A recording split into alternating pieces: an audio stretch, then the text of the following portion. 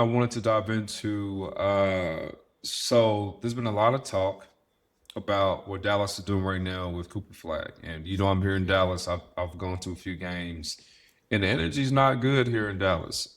There's there's a lot of blend of good and bad that I see.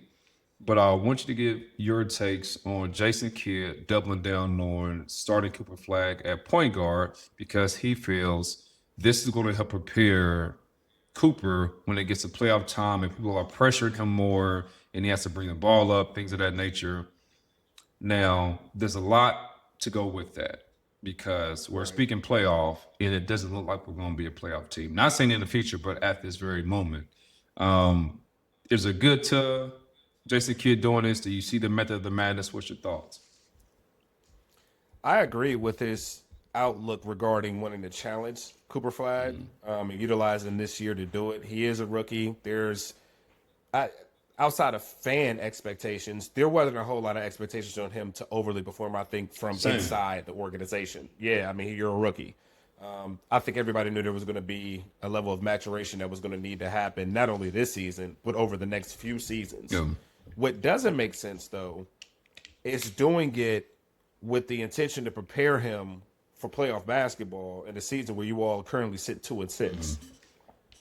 Those two things don't correlate to me, and it doesn't look like you all are going to turn the corner anytime soon to look like a playoff or even a play-in team. And so, if you're doing it for that purpose, I don't think that you're going to get the results that you're looking for.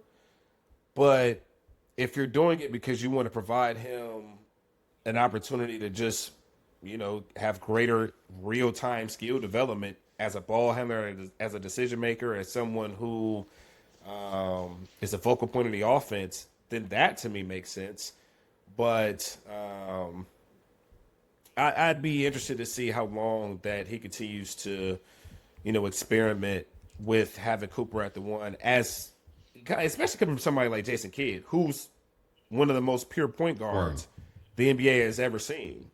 Like, to me, just internally, I would feel icky about watching someone who is not a point guard in any stretch try to play the position and do it at the highest level. yeah. So I'm curious to see what this ends up doing for him, if it does improve his ball handling and decision making, and if they're able to turn the corner. It just doesn't feel like that. What are you seeing though?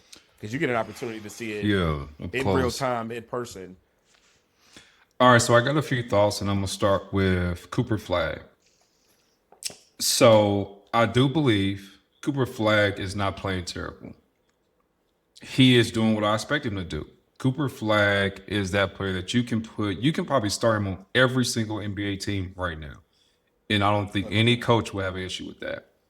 He's a plug and play guy who's ready to play right now, which is why he was shown to be the number one pick. People only had kind of issues with him being number one because they didn't feel like he was put the ball in his hands. He's going to go score. He can do this. He can do that. That was your only knock towards him, which is part of what we're seeing now. But this roster was supposed to look good with Anthony Davis and Kyrie Irving. He doesn't have that right now.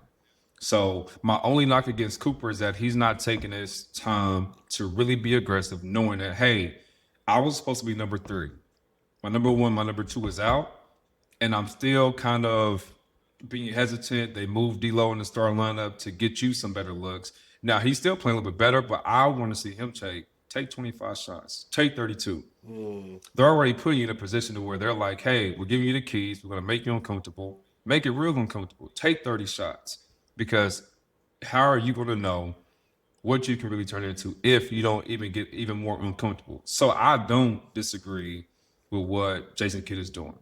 Why not? Like you just mentioned, the internal expectations probably was already low because Right. we know Kyrie is out, and honestly, I wouldn't bring him back. We know AD's history of being healthy, so you knew that was going to happen at some point. Just happened to come earlier, maybe than expected for some, or maybe not for others. So I'm not fully mad at Cooper. I would just like to see him get more aggressive. You got the green light. Go. Like, what are you waiting on? Take the shots. Yeah, take the shots. Take the shots, man. Find your spots. Yep. Find it. Now, from Jason Kidd's perspective, he's done this before with Giannis. And we see Giannis is pretty much a point guard now. That's a good reference. So I'm going to lean really good on reference. what we've seen him do. I'm going to take myself, being a fan, being in Dallas, out of the mix, and rely on what Jason Kidd is seeing. They see something that we don't. So what he saw in Giannis and what we see now, no one projected that. He was there for that. So I'm going to err on the side of caution and say, let's give connection. Jason Kidd and Cooper Flagg some time. Yeah. Now, my last shift is going to be towards the front office. I'm seeing rumors of Nico being on borderline of being fired or things like that. And this is where it gets confusing. You selected the number 1 pick. You got what you wanted. You all traded Luka. No one put a gun to your head and said, get rid of Luka. And you see what he's doing now. So why are you getting rid of? Why would you want to get rid of Nico? What does that do for your organization? Where you need continuity, you want to make sure the front office is connected with the coaches are connected with the staff, the entire team is connected with marketing, with the media, like all of that has to connect. We see with Thunder how they connect with their media, their play-by-play guys, and they have fun after the games. All of that is a vital piece of building what you want to become, which is a championship team. And so that is my only frustration with the Mavs is what is the direction that we're going towards? We talked playoffs. We said this is the team in the roster that's going to compete for championships within the next 2 to 4 years, which is why we traded Luka. But even the roster that we're seeing without AD and Kyrie, to me, I thought it would look better. Clay is a shell of himself, and I think I hate to even say that. And maybe we've just been spoiled with Steph and James Harden and KD and these guys who are getting older playing at a high level. And we had that same expectation for everyone else that we look at as greats that we've seen play at a high level. PJ Washington looks like he's really your Cooper Flagg, but now you got them both playing together. So that now what happens? Najee Marshall had a really good game the other night. I think he can be a really good spark off the bench, but you've got to have all the pieces together. And unfortunately, I do not think this roster, because of AD's health, ultimately will not work. I don't know what else to say. opposition. Yeah, I have no opposition to anything that you shared. And I think that you highlighted some really important points, particularly the impact that ownership and ownership decision-making has on the rest of the organization. Because I was always under the belief that that wasn't a Nico Harrison decision, and that decision came from ownership. Yeah. In the transition of the new ownership, when Mark sold the majority rights to whomever has taken over now. Yeah. I never thought that was a decision that Nico had made.